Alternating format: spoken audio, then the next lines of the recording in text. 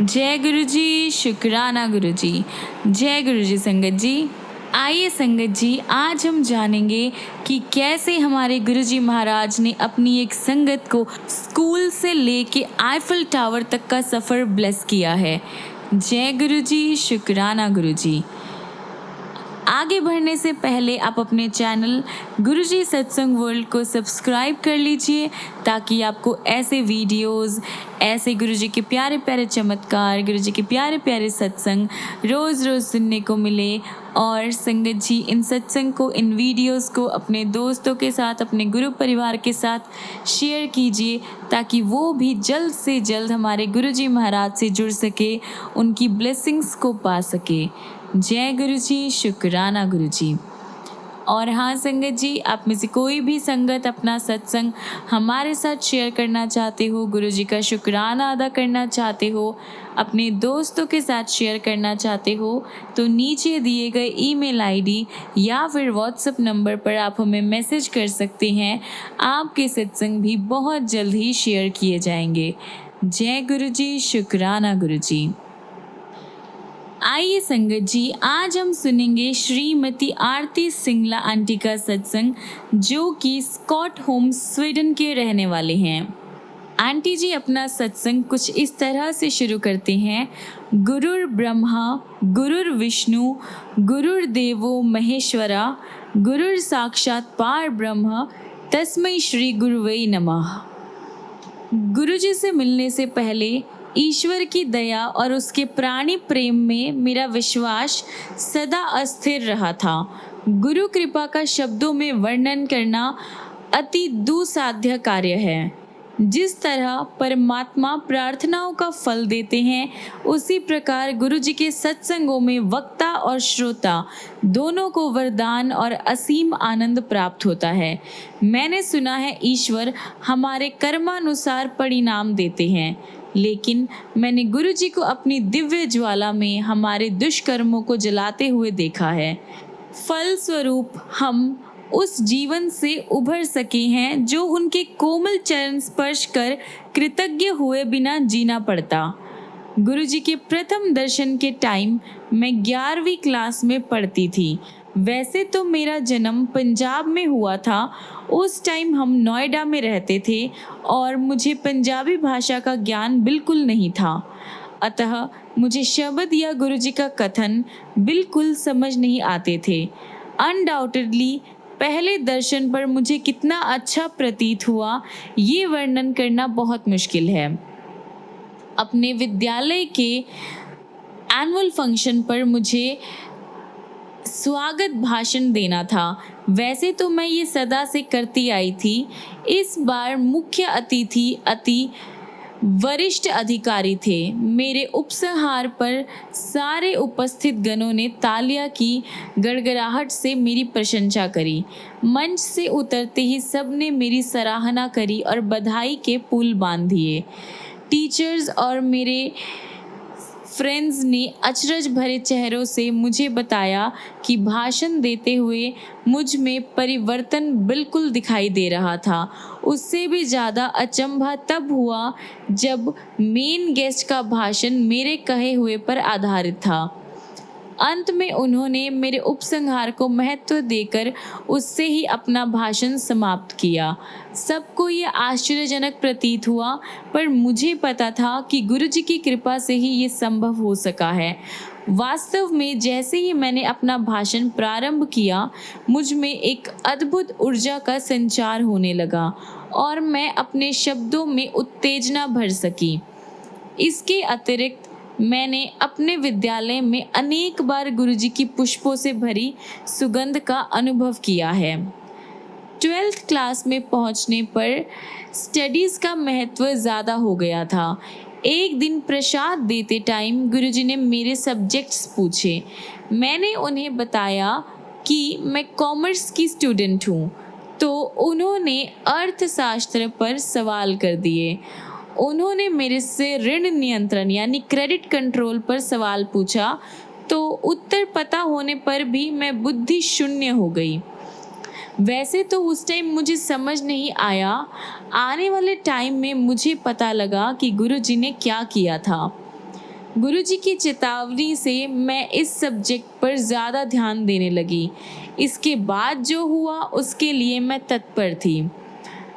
साल के उत्तरार्ध में हमारी अर्थशास्त्र की अध्यापिका चली गई और ये विषय हमें खुद पढ़ना पड़ा। गुरुजी की सावधानी से मैं सतर्क हो गई थी और बिना किसी प्रॉब्लम के मैंने इस सब्जेक्ट में 97% मार्क्स लिए। जैसे जैसे मेरे एग्ज़ाम्स नज़दीक आ रहे थे, गुरुजी के पास दर्शन के लिए जाना कम हो गया था। उनके निर्देश थे कि मैं पढ़ाई पर ध्यान दूं। 13 जनवरी उत्तर भारत में लोहड़ी के दिन मैं अपने माता पिता और भाई के साथ गुरुजी के दर्शन के लिए गई थी। एग्ज़ाम्स खत्म होने से पहले ये अंतिम दर्शन होने की संभावना थी। गुरुजी उस दिन खुद प्रसाद बांट रहे थे और जब तक मेरी बारी आई तो वह टॉफ़ी दे रहे थे। प्रसाद वहीं पर समाप्त करना है, ऐसा गुरुजी का आदेश था, लेकिन टॉफ़ियाँ अपवाद थी। मैंने थोड़ा सा प्रसाद वहीं पर खा लिया और बाकी अपने पास रख लिया। मैं गुरुजी के पास आज्ञा लेने पहुंची और उनके कमल चरणों को स्पर्श करने झुकी। जब मैं उठ रही थी तो गुरुजी ने अपना एक चित्र निकाला और मुझे दिया। वैसे तो मैंने उनके पास कोई लिफाफा नहीं देखा था। मैं बहुत खुश हो गई क्योंकि गुरुजी का चित्र तो अमूल्य है। गुरुजी ने उस रात क्या किया था, उन घटनाओं पर लौटते हुए चिंतन करने का अवसर मिला। उनके चित्र को अपने हाथों में पकड़े हुए मुझे आभास हुआ कि उसमें गुरुजी की सुगंध आ रही है और ये परीक्षाएं समाप्त होने तक रही। मैं ये चित्र अपने साथ एग्जामिनेशन हॉल में ले जाती थी। लास्ट परीक्षा खत्म होते ही उसमें सुगंध आनी बंद हो गई, मानो गुरुजी ने अपने स्वरूप में परीक्षाओं के लिए ही विशेष धारा प्रवाहित करी थी। उस रात घर पहुंचने पर जब मैंने बची हुई टॉफ़ियाँ गिनी तो कुल 12 थी, हर एक एग्ज़ाम के लिए 2 टॉफ़ी। गुरुजी के चित्र और इन टॉफ़ियों के साथ मैंने अपने एग्ज़ाम्स कंप्लीट किए। बहुत अच्छे मार्क्स से पास होकर दिल्ली की ही सबसे अच्छी यूनिवर्सिटी में से एक में मुझे एडमिशन मिल गया। एक दिन गुरुजी ने कुछ भक्तों के साथ गुड़गांव के एक होटल में जाने की योजना बनाई और मुझे भी साथ आने को कहा।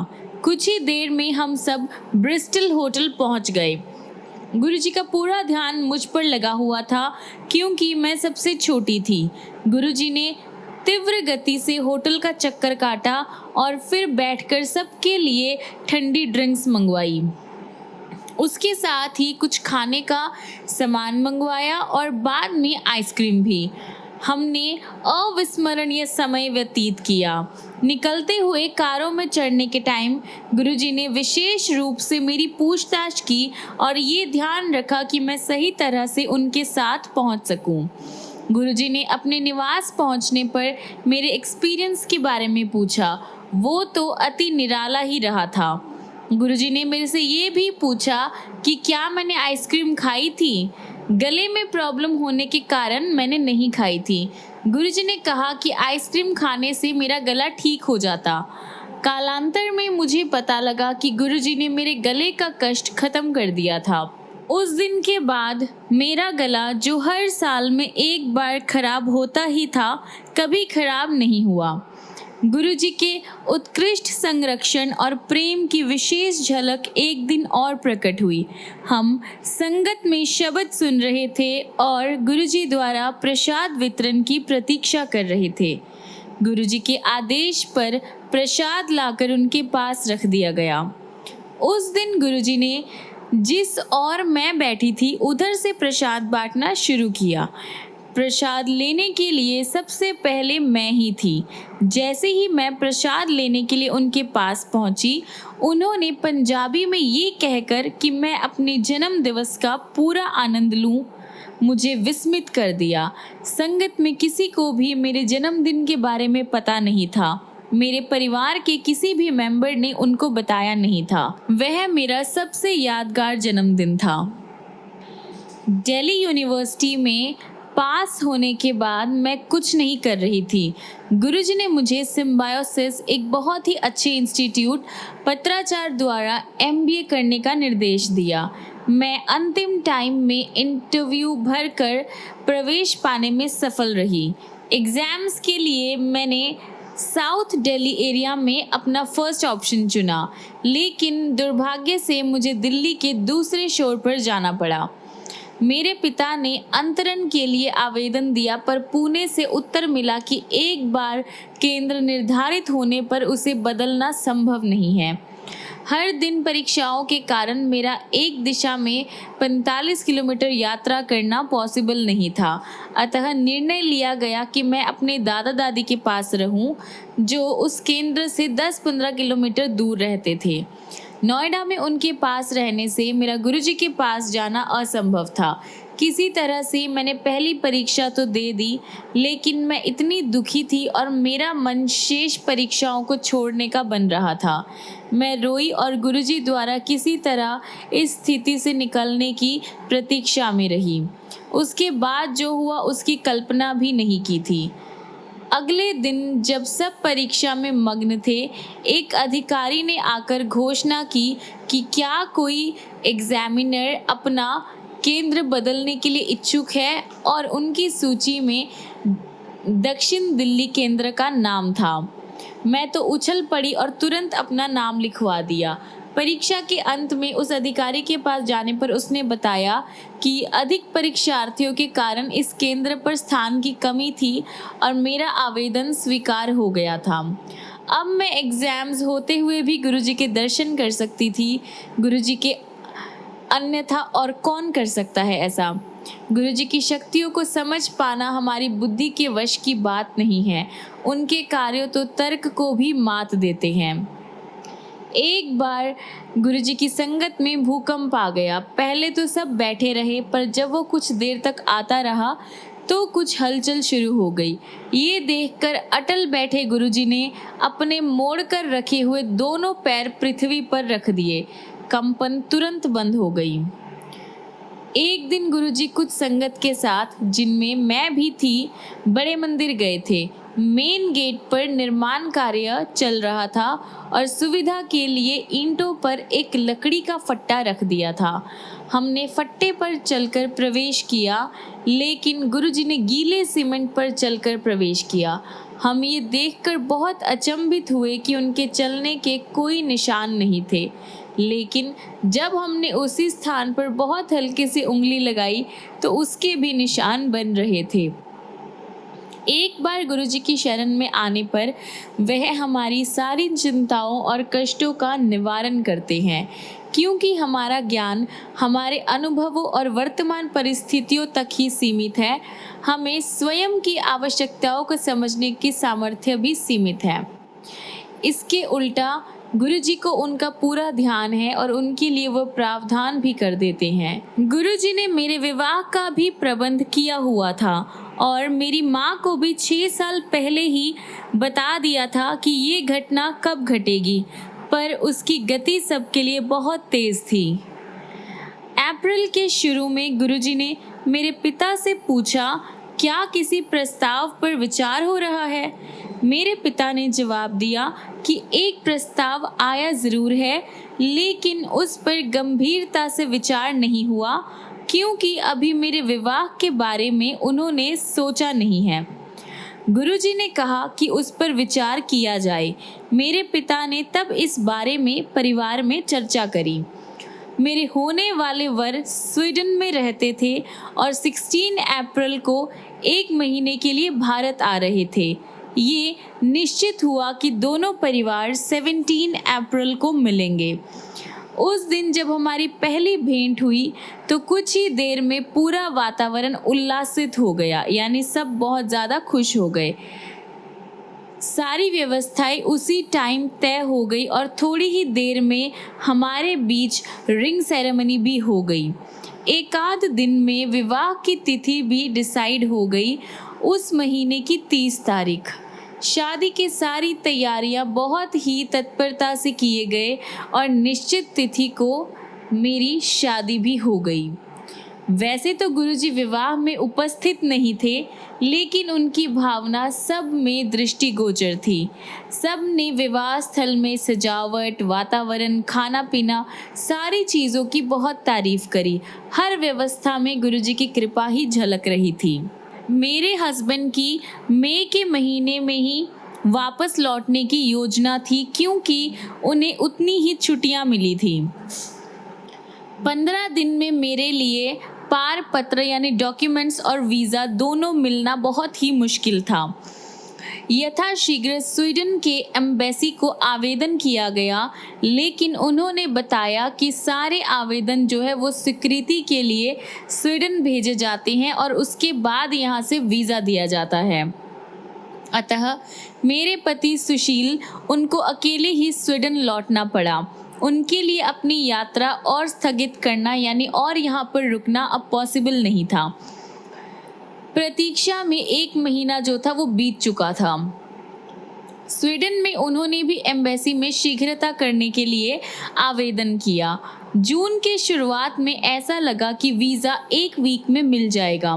मेरी यात्रा की टिकट यानी जो डेट थी वो 16 जून के लिए गए और उल्टी गिनती शुरू हो गई। 16 जून को एम्बेसी जाने पर ऐसा लग रहा था कि हमारा वहाँ जाना वेस्ट रहा। वहाँ पर बताया गया कि अभी भी जवाब की वेट है। मैं निराश हो गई, क्योंकि इसका अर्थ था 1 वीक का और डिले। मैंने ये सूचना अपने पिता को दी और कुछ देर में फिर से ट्राई किया। वहाँ के अधिकारी ने जब मुझे मेरा वीज़ा दिया तो अति अचंभा हुआ।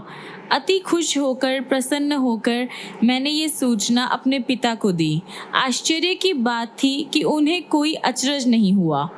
बाद में मेरे पिता ने मुझे बताया कि गुरुजी ने मेरी सूचना आने से 15 से 20 मिनट पहले ही उन्हें वीज़ा मिलने की बात से अवगत करा दिया था।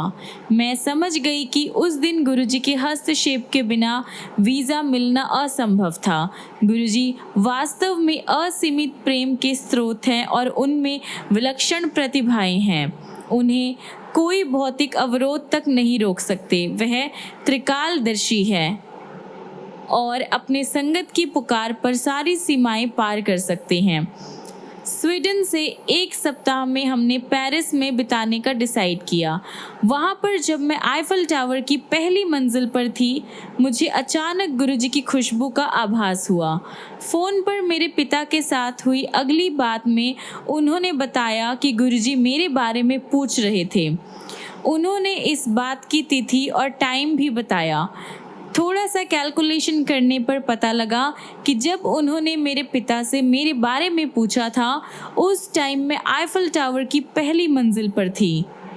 गुरुजी के साथ मेरे एक्सपीरियंसेस का वर्णन एक गूंगी महिला द्वारा मिठास के वर्णन सदृश है। वह मेरे लिए क्या है और मेरे जीवन में उनका क्या अर्थ है, यह शब्दों में व्यक्त करना मेरे लिए संभव नहीं है। मैं गुरुजी से प्रार्थना करती हूँ कि जैसे आप हमारे संबंधों के स्वर्णिम वर्षों में दया करते आए हैं, उसी तरह हमेशा हमारा हाथ थामे रहिए। कहते हैं कि पारस लोह धातु को छूने मात्र से उसे सोने में परिवर्तित कर देता है, पर गुरुजी तो पत्थर को हीरे में बदल देते हैं। केवल पूरा विश्वास और श्रद्धा बने रहने चाहिए। गुरुजी ने मुझे हर एक जगह ब्लेस किया। दिल्ली छतरपुर से लेके बड़े मंदिर से लेके छोटे मंदिर से लेके आईफल टावर तक। गुरुजी आपका बहुत बहुत शुक्राना है। हर पल हर क्षण आपका बहुत बहुत शुक्राना है। ओम नमः शिवाय। शिवजी सदा सहाय। ओम नमः शिवाय। गुरुजी सदा सहाय। जय गुरुजी। शुक्राना गुरुजी। आइए संगत जी, अगला सत्संग हम सुनेंगे डॉक्टर इंद्र मोहन भाटिया, जो कि MBBS, DMS और MS हैं और गुड़गांव के रहने वाले हैं। डॉक्टर इंद्र मोहन भाटिया अमृतसर के एक बहुत ही बड़े व्यापारिक परिवार से हैं। उनके पिता, जो अनेक बार अमृतसर नगर महापालिका के महापौर रह चुके हैं, निम्न वर्ग की सेवा में लगे रहते थे। उनके बेटे को भी यही चाव रहा है। इसी पैतृक परंपरा के कारण उन्होंने डॉक्टर बनने का डिसाइड किया।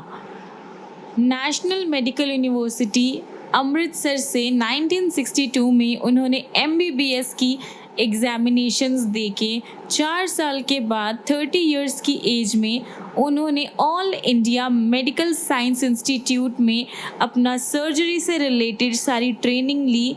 उसके बाद उन्होंने अपनी स्टडीज़ कंप्लीट की। उनका स्पेशलिस्ट जो था, उनका जो स्पेशल एरिया था वो आई स्पेशलिस्ट था और अब वो इस डिपार्टमेंट के सीनियर पोस्ट पर काम करते हैं। स्वाभाविक है, डॉक्टर ने अपने व्यवसाय से संबंधित विज्ञान को गहराई से अपनाया है। आधुनिक युग के इस ज्ञान की पद्धतियों में उनकी अटूट आस्था रही है। 2002 में कुछ ऐसा घटना हुआ जिसने उनके समस्त ज्ञान को पूरी तरह से झिंझोड़ कर रख दिया। वह अपनी बहू के साथ गुरुजी के दर्शन के लिए आए। उन्हीं के शब्दों में उस अवसर के अनुभव। हम पूरी तरह से अपरिचित थे। सबको चाय बांटी गई। मैंने उसे ग्रहण कर लिया, लेकिन मेरी बहू ने उसे अस्वीकार कर दिया। गुरुजी ने ये देखकर उसे कहा कि ये चाय नहीं अपितु उसकी दवाई है। उसी से उसे बेटे का आशीर्वाद मिलेगा, जिसके कारण वह उनके पास आई थी। मेरी बहू के विवाह को 4 साल हो गए थे और बहुत अच्छे डॉक्टर्स ने भी बता दिया था कि उसका प्रेग्नेंट होना असंभव नहीं तो अत्यंत कठिन है। इससे वह बहुत ज़्यादा परेशान थी। हम अचंभित रह गए क्योंकि इसके बारे में संगत में किसी को भी ज्ञान नहीं था। 1 महीने के बाद वह प्रेग्नेंट हुई और उसने एक प्यारे से बेटे को जन्म दिया। मेरे सामने मेरे जो सारे डॉक्टर्स थे, डॉक्टर फ्रेंड्स थे, जिनको उसकी प्रॉब्लम के बारे में पता था, वो सब आश्चर्यचकित रह गए। डॉक्टर्स की साइंस के सारे नियमों पर बनी हुई आस्था डगमगा गई। वह कहते हैं कि गुरुजी के इस संदर्भ को वह समझ पाने या उसका डिस्क्रिप्शन करने में या उसको एग्जामिन करने में असमर्थ थे। अभी वह इसकी वैज्ञानिक विवेचना में ही लगे थे जब गुरुजी की एक अन्य अनुनय हुई, यानी एक और एक्सपीरियंस हुआ। उनकी बहू की 70 साल की दादी जो डायबिटीज़ से परेशान थी, पीठ दर्द से भी परेशान थी और उनकी टांगों के निचले पार्ट में भी डैमेज होने लगा था। वह सरलता से चल फिर नहीं पा रही थी। उनकी संस्था के स्नायु चिकित्सकों ने बहुत सारे एग्जामिन्स किए और फिर से लकवे से बचाने के लिए सर्जरी का परामर्श दिया। जब मैं उन्हें गुरुजी के पास लाया, उनकी सर्जरी की डेट डिसाइड हो चुकी थी। वह अपने शब्दों में वर्णन करते हैं। चलते हुए मैंने गुरुजी से उनकी सर्जरी की सफलता के लिए विनती करी। उन्होंने मुझे देखते हुए पूछा कि कैसी सर्जरी। उन्होंने प्रसाद ग्रहण कर लिया और अब वह बिल्कुल ठीक हो जाएगी। अतः हमने सर्जरी को रोक दिया और वह स्वस्थ होने लगी, जिसमें कुछ ही वीक लगे। डॉक्टर भाटिया कहते हैं कि आने वाले सालों में उन्होंने अनेक मरणासन रोगी को जीवित होते हुए देखा है, ठीक होते हुए देखा है। गुरु कृपा से विकट हृदय और अन्य असाध्य रोगी ठीक हुए हैं। गुरुजी को बताए बिना भी चमत्कार हुए हैं। डॉक्टर भाटिया का विश्वास है कि गुरुजी की कृपा का पात्र बनने के लिए पूरी आस्था, धैर्य और समर्पण की क्षमता होना आवश्यक है। उनके व्यक्तित्व का पूरा परिवर्तन गुरुजी का उनको सबसे बड़ा उपहार रहा है। मेरे जीवन में अब पूरी तरह से शांति है। डॉक्टर भाटिया कहते हैं, उन्होंने मुझे ईश्वर के अस्तित्व में पूर्ण विश्वास और अपने शरण दिए हैं। जय गुरुजी, शुक्राना गुरुजी। आइए संगत जी, अगला सत्संग हम सुनेंगे सीमा आंटी का। किसी भी स्पष्ट कारण के अभाव में जब यूनिवर्सिटी में पढ़कर मेरा बेटा शोक संपन्न हुआ तो मुझे बहुत दुख हुआ। मैं ध्वस्त हो गई थी। वैसे तो हमने कई स्पेशलिस्ट की राय ली। मुझे गुरुजी की याद आई, जिनके बारे में मैंने अपनी बेटी से सुना था। मेरी बेटी की एक दोस्त का परिवार गुरुजी के पास जाते थे। मित्र की माँ ने गुरुजी से परिचय करवाने का प्रस्ताव स्वीकार कर लिया था। उन्होंने बार बार ये आश्वासन भी दिया कि सब कुछ पहले जैसा हो जाएगा और मेरे बेटे के साल भी खराब नहीं होंगे। गुरुजी सब सही कर देंगे। मैं तो अपने बेटे को ठीक देखना चाहती थी। यूनिवर्सिटी में 1 साल का नुकसान तो कोई बड़ी बात नहीं थी। पहले दर्शन के टाइम अत्यंत उदार गुरुजी महाराज और ध्यान रखने वाले प्रतीत हुए। एक बार उन्होंने सब कुछ ठीक होने की बात कही तो मैं निश्चिंत हो गई। गुरुजी की कृपा से मेरे बेटे ने धीरे धीरे प्रगति करनी शुरू कर दी। डॉक्टर्स के परामर्श के विरुद्ध, यानी डॉक्टर्स ने जो हमें सलाह दी थी उसके अगेंस्ट मेरे बेटे ने आधे एग्ज़ाम्स नियत कार्यक्रम के अनुसार दिए, यानी जो डेट्स डिसाइड हुए थे उन्हीं डेट्स पे दिए। उसके बाद यूनिवर्सिटी के टीचर्स ने उसे 1 महीने के बाद बाकी परीक्षाएं देने की आज्ञा भी दे दी, यानी जो उसके बाकी एग्ज़ाम्स रह गए थे वो भी उन्होंने दिलवा दिए। फलस्वरूप वो सब में अच्छे नंबर लेकर बिल्कुल अच्छी तरह से पास हुआ। बहुत ही अच्छे नंबर आए उसके। परमात्मा और गुरुजी की कृपा से मेरा बेटा 1 महीने में पूरी तरह से ठीक हो गया। अब उसे कोई भी बीमारी नहीं थी, वो बिल्कुल हेल्दी था। अपने एग्ज़ाम्स भी उसने बहुत अच्छे से दिए, बहुत आसानी से दिए और गुरुजी की ब्लेसिंग से उसने बहुत अच्छे से वो क्लास को पास भी किया। अब वह आनंद पूर्वक अपने छात्रावास में रहकर अच्छी तरह से पढ़ाई कर रहा है। उसका शोक संतप्त मानसिक रूप अब एक बुरे ड्रीम की तरह लगता है। गुरुजी से मिलने के बाद ऐसा प्रतीत होता है कि पूरे परिवार को उनका स्नेह प्राप्त हुआ है। हर किसी को उनकी ब्लेसिंग्स, उनका प्यार मिला है। हमें उनकी छाया में सुरक्षा का आभास होता है। मैं गुरुजी की दया के लिए सदा उनकी कृतज्ञ रहूंगी, हमेशा उनकी आभारी रहूंगी। वह वास्तव में ईश्वर दूत है। मेरे बेटे को उन्होंने ठीक किया।